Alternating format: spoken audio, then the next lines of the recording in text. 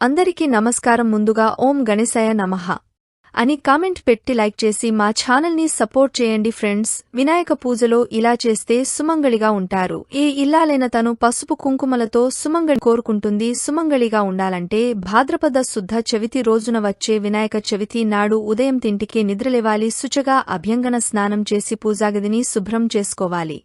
గడపకు పసుపు రాసి కుంకుమ బొట్లు పెట్టాలి. గడపను పూలతో అలంకరించుకోవాలి. పూజా మందిరంలో ముగ్గులతో అలంకరించుకోవాలి. గుమ్మానికి మామిడి తోరణాలు కట్టాలి. చవితి రోజు ఆకుపచ్చ రంగు వస్త్రాలు ధరించాలి. పూజకు కావలసిన వస్తువుల పటములకు గంధము కుంకుమతో అలంకరించుకోవాలి. అన్నీ సిద్ధం చేసుకున్న తర్వాత గణపతి పూజను ప్రారంభించి స్వామివారికి దీప ధూప నైవేద్యాలు సమర్పించి గణపతి పూజా కథ పూర్తయిన తర్వాత అక్షింతలు జల్లి విగ్రహాన్ని కదిలించాలి. తప్పులు క్షమించమని కోరుతూ పూజ ముగించాలి. అలాగే ఇంటికి వచ్చిన ముత్తైదువులకు తాంబూలంతో పాటు గణపతి స్తోత్రమాల గరికతో గణపతి పూజ, శ్రీ గణేశారాధన, శ్రీ గణేశోపాసన వంటి పుస్తకాలను అందజేయడం ద్వారా దీర్ఘసుమంగళ యోగం సిద్ధిస్తుందని మన పండితులు చెప్తున్నారు.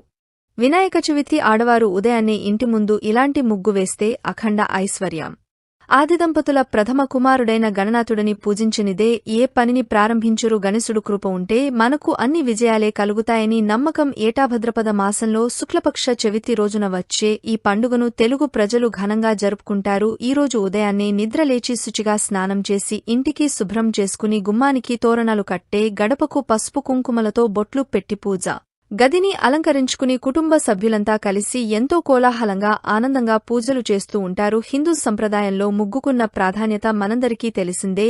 ఏ దేవతాస్ వరూపం మన ఇంట్లోకి ప్రవేశించాలన్న సింహద్వారం నుండే వస్తుంది కాబట్టి ఇంటి ముందు ఖచ్చితంగా ముగ్గు వేస్తూ ఉంటారు. ముగ్గులేని ఇంట్లోకి లక్ష్మీదేవి అడుగు కూడా పెట్టదు. ప్రతిరోజు ముగ్గులు వేస్తూనే ఉంటారు. మరి అలాంటిదే రేపు ఎంత పవిత్రమైన వినాయక చవితికి ప్రత్యేకంగా ఇలాంటి ముగ్గు వేయటం వలన మీకు జీవితంలో ఎలాంటి ఆపదలు ఎదురైనా సరే అనుకున్న విధంగా ముగ్గుని వేసి మీ జీవితంలో ఉన్న బాధలను పోగొట్టుకుని వినాయకుని అనుగ్రహంతో అష్టైశ్వర్యాలతో ఆనందంగా జీవించండి. చూశారు కదా, మీకు ఈ వీడియో నచ్చితే తప్పకుండా లైక్ చేసి షేర్ చేయండి. మరిన్ని మంచి వీడియోస్ కోసం మా ఛానల్ని సబ్స్క్రైబ్ చేయండి. ధన్యవాదాలు.